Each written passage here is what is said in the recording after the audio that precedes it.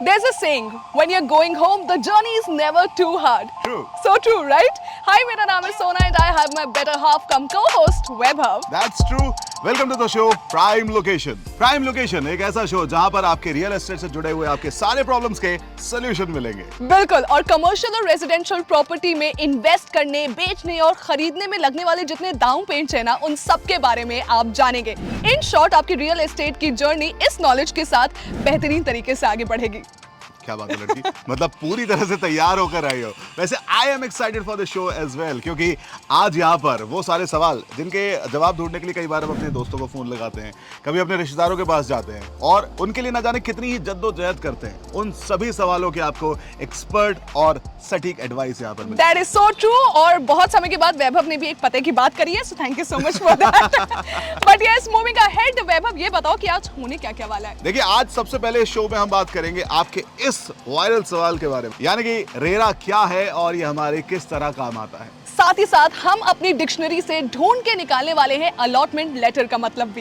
And साथ ही RERA से जुड़ा हुआ एक मिथ को भी हम यहाँ पर बस्ट करने वाले हैं, और उसके बाद हम जानेंगे सस्ती प्रॉपर्टीज का सच। लेकिन इन सबसे पहले let's go for real estate market update, क्योंकि देखें जरा रियल एस्टेट के मार्केट में आखिरकार चल क्या रहा है।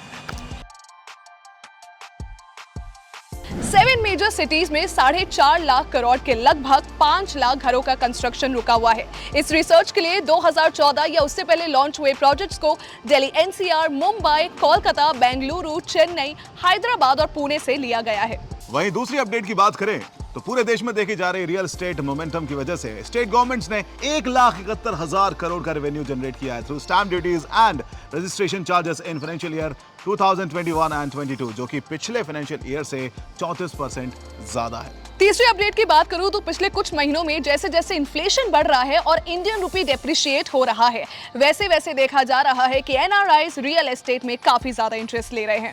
इन शॉर्ट अगर कहा जाए इन अपडेट्स के बाद तो real estate market is booming, बिल्कुल हमारे शो की तरह। तो चलिए लेट्स गेट स्टार्टेड।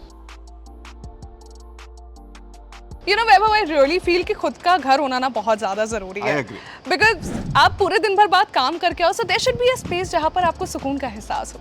यार ये सुकून के लिए हम लोग कितना कुछ करते हैं ना। True। मतलब सुबह 9 से 5 की job and even over time भी, और उसके बाद फिर ये सवाल कि यार रियल एस्टेट यानी कि प्रॉपर्टी किससे लें, कहाँ से लें, कैसे लें, एंड उसके बाद ये फ्रॉड से कैसे बचें, और ये लिस्ट ना बढ़ती चली जाती है। And Vaibhav, the point is कि इन सारे सवालों के जवाब एक जगह पर मिलते भी तो नहीं है यार। इसीलिए शो लेकर आए हैं प्राइम लोकेशन, जहां पर आपके इन्हीं सवालों के जवाब मिलेंगे। आज का हमारा वायरल सवाल आया है दिल्ली से मिस्टर सुनील दुबे जी का, तो चलिए देखते हैं क्या पूछते हैं ये। हाय, मेरा नाम सुनील दुबे है। मैं एक प्राइवेट फर्म में अकाउंटेंट हूँ। मैं अक्सर न्यूज़पेपर में एड्स देखता हूँ बिल्डर के, रियल एस्टेट के, जिसमें एक वर्ड बहुत यूज़ होता है, रेरा।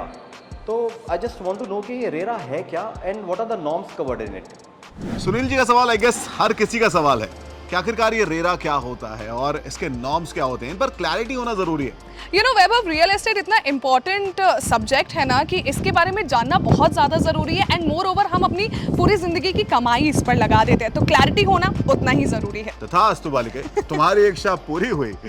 जी हाँ, आज ये जो वायरल सवाल है उसका आंसर देने के लिए हमारे साथ हमारे एक्सपर्ट मौजूद हैं। वाओ। सवाल इंपॉर्टेंट है कि ये रेरा क्या होता है, ये आम इंसान की जिंदगी में कैसे इम्पैक्ट आता है और उसके नॉर्म्स क्या होते हैं। तो सर, आपसे चाहूंगा कि इसकी क्लैरिटीज हमारे जितने भी व्यूअर्स हैं उन सभी को आप दें please. Very good question. So RERA stands for real estate regulatory authority and it was legalized by the Real Estate Regulation and Development Act. RERA aims to safeguard home buyers. अगर आप मान लीजिए आप घर खरीद रहे हैं, अंडर कंस्ट्रक्शन घर खरीद रहे हैं आप, तो आप लिटरली अपनी जायदाद लगा रहे हैं उसके ऊपर। मतलब एक एक पाई जोड़ के आप एक घर खरीदते हैं और बाद में वो घर अटक जाता है। तो रेरा ने क्या किया है, it is making the entire home buying process more transparent, right. And इसमें उन्होंने रूल्स एंड रेगुलेशंस डाले हैं जिससे बायर्स के लिए जस्टिस मिलना ज्यादा आसान हो, राइट। तो जैसे फॉर एग्जांपल अगर आप अंडर कंस्ट्रक्शन में पैसा डाल रहे हैं, तो अभी उन्होंने एक ऐसा रूल बनाया है कि मान लीजिए फ्लैट कॉस्ट 1 करोड़ है अग्रीमेंट वैल्यू, तो उसमें अगर आपने एज अ बायर 10% पैसा दिया है तो it is the builder's responsibility कि वो एक agreement to sale written agreement register करे आपके नाम पे, उसके बाद ही आपको 90% पैसा देना है।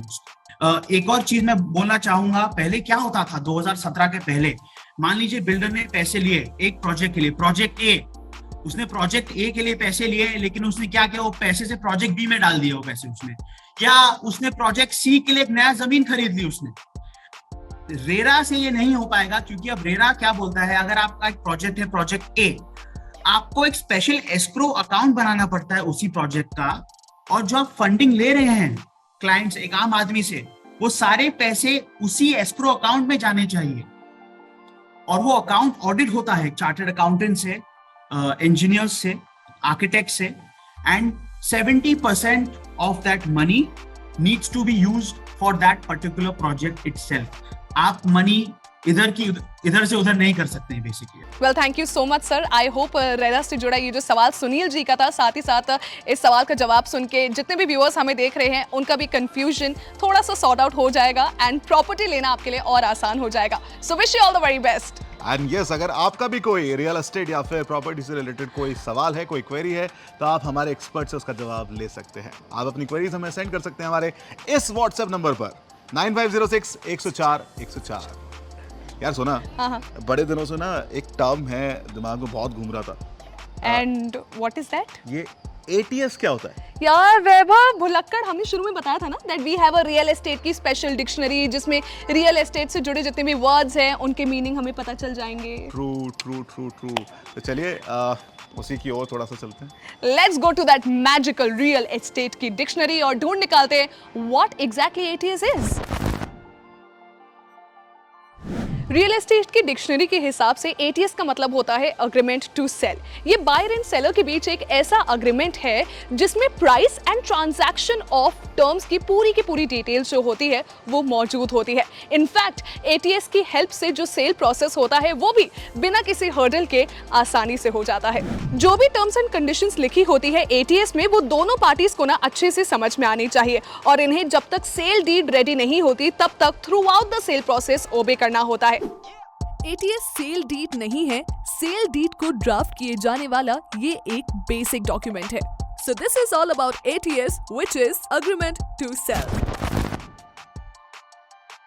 यार ये रियल एस्टेट की डिक्शनरी इज एक्चुअली अमेजिंग। मतलब जितने भी थॉट्स थे वो सारे क्लियर हो गए। बट यू नो व्हाट, एक रेरा से जुड़ा मिथ भी है। रेरा से जुड़ा myth, and what is that? कि जब से रेरा आया है तब से लोगों को लगता है कि अब उनको कोई भी प्रोसेस या फिर कोई भी रिसर्च करने की जरूरत नहीं है। भाई रेरा है, सब कुछ देख लेगा, लेकिन ऐसा नहीं है। It's a myth my friend, it's a myth. जब आप रेरा की बात करते हैं तो रेरा एप्लीकेबल होता है 500 स्क्वायर मीटर या फिर 8 हाउसिंग यूनिट या फिर उससे ज्यादा की यूनिट्स पर। जी हाँ, अगर इससे कम की कोई प्रॉपर्टी होती है तो आपको अपने बिल्डर का रजिस्ट्रेशन या फिर उस प्रॉपर्टी का रजिस्ट्रेशन अपनी स्टेट की रेरा वेबसाइट पर चेक करना चाहिए। यस, क्योंकि कई बार हमारे मन में ये आता है कि यार रेरा हमारे लिए बना हुआ है, हम फ्री रह सकते हैं, टेंशन फ्री रह सकते हैं, लेकिन ऐसा नहीं है। इसीलिए आप अपनी रिसर्च जरूर करें। इस मिथ का बस्ट होना बहुत ज्यादा जरूरी था। आई होप इससे आपको हेल्प मिलेगी और इस तरीके के किसी भी फ्रॉड से आप बच पाओगे। ट्रू। वैसे फ्रॉड से मुझे याद आया कि कई बार सस्ती प्रॉपर्टीज के चक्कर में हम लोगों के साथ भी फ्रॉड हो जाते हैं। फ्रॉडस्टर हमारे इसी माइंडसेट का फायदा उठाते हैं। एंड सवाल अब ये आता है कि आखिरकार इससे बचे कैसे। इसीलिए आपके साथ लेकर आए हैं फुल प्रूफ स्टोरी। ये स्टोरी है एक बड़े रियल एस्टेट कंपनी की जो प्रॉपर्टी मार्केट का एक जाना पहचाना नाम था। इस रियल एस्टेट ग्रुप ने लगभग 42,000 लोगों के साथ 3,000 करोड़ का प्रॉपर्टी फ्रॉड किया। इनका प्लान बहुत ही सिंपल था कि लोगों को सस्ते फ्लैट्स का लालच दो और प्रमोशन के जरिए अपनी क्रेडिबिलिटी दिखाकर उन्हें लूट लो। क्रेडिबिलिटी के लिए इन्होंने अलग अलग मीडिया प्लेटफॉर्म्स पर ऐड चलाए और एक बहुत ही मशहूर क्रिकेटर को अपना ब्रांड एम्बेसडर भी बनाया। इनफैक्ट इस ग्रुप ने फ्लैट्स 1 रुपए, 5 रुपए और 11 रुपए पर स्क्वायर फीट के हिसाब से बेचे और साथ ही साथ एक ही फ्लैट मल्टीपल लोगों को बेचा, वो भी कौड़ियों के भाव। और लोग इस ट्रैप में फंसते चले गए। फिर जब लोगों के प्रोजेक्ट्स डिले होते गए तब उन्हें पता चला कि उनके साथ तो बॉस एक बहुत बड़ा फ्रॉड हो चुका है और उनकी जिंदगी भर की कमाई ठिकाने लगा दी गई है।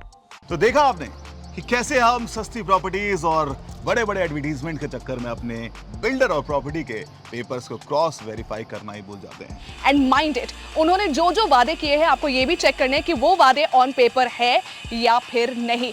ऐसे किसी भी वादों के छलावों में मत आइए, अपना हार्ड अर्न मनी सिर्फ ट्रस्ट के बेसिस पे किसी को मत दीजिए। क्या बात है, बिल्कुल सही कहा। और इसी के साथ आज का हमारा ये शो प्राइम लोकेशन यहीं पर खत्म होता है। उम्मीद है कि आज के शो से आपके रियल एस्टेट से जुड़ी हुई कई सारी प्रॉब्लम्स पर आज फुल स्टॉप जरूर लगा होगा। अनडाउटेडली। एंड साथ ही साथ हम आपको मिलेंगे प्राइम लोकेशन के अगले एपिसोड में आपके सारे सवालों के जवाब एक बार फिर से देने के लिए। जी हाँ, मेरा नाम है वैभव, ये है सोना। अगली बार फिर मिलेंगे, तब तक इस वीडियो को लाइक जरूर करें, चैनल को शेयर जरूर करें एंड सब्सक्राइब जरूर करें। बाकी देखते रहें prime location. Thank you so much.